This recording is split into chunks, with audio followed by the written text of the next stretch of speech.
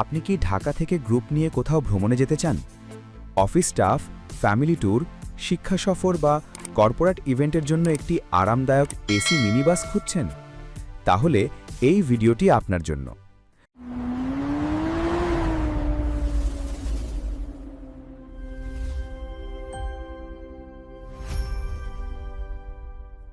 সায়েম রেন্টাকার বিডির পক্ষ থেকে আপনাকে আন্তরিক শুভেচ্ছা ও স্বাগতম।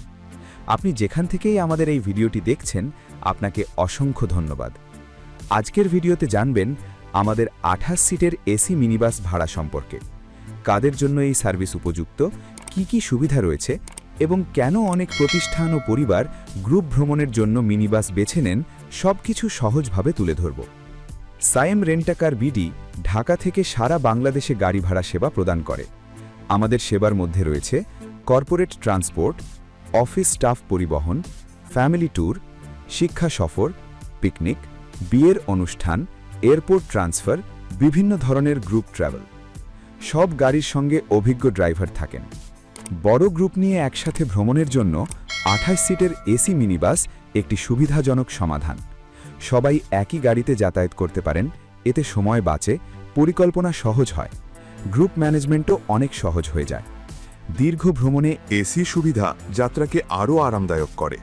এই মিনিবাস ব্যবহার করা যায় কর্পোরেট অফিস ট্যুরে, কোম্পানি স্টাফ পরিবহনে, স্কুল বা কলেজের শিক্ষা সফরে, পারিবারিক ভ্রমণে, বন্ধুদের গ্রুপ ট্যুরে, বিয়ে বা সামাজিক অনুষ্ঠানে, অতিথি পরিবহনে।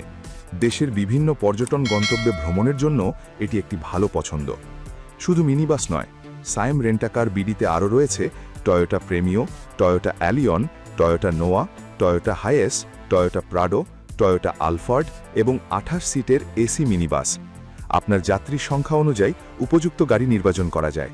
আমাদের বিশেষ সুবিধাগুলো হল অভিজ্ঞ ড্রাইভার, 24 ঘন্টা সেবা, কর্পোরেট রেন্টাল, এয়ারপোর্ট পিকআপ ও ড্রপ, পরিষ্কার ও আরামদায়ক গাড়ি, ঢাকা থেকে বাংলাদেশের বিভিন্ন জেলায় যাতায়াতের সুবিধা। আমাদের লক্ষ্য নিরাপদ ও নির্ভরযোগ্য পরিবহন সেবা প্রদান করা। আপনি যদি 28 সিটের এসি মিনিবাস অথবা অন্য যে কোনো গাড়ি ভাড়া করতে চান, তাহলে আজই সায়েম রেন্টাকার বিডির সঙ্গে যোগাযোগ করুন। ভিডিওটি ভালো লাগলে লাইক করুন, বন্ধুদের সঙ্গে শেয়ার করুন। এ ধরনের আরও ভিডিও দেখতে আমাদের চ্যানেলটি সাবস্ক্রাইব করুন।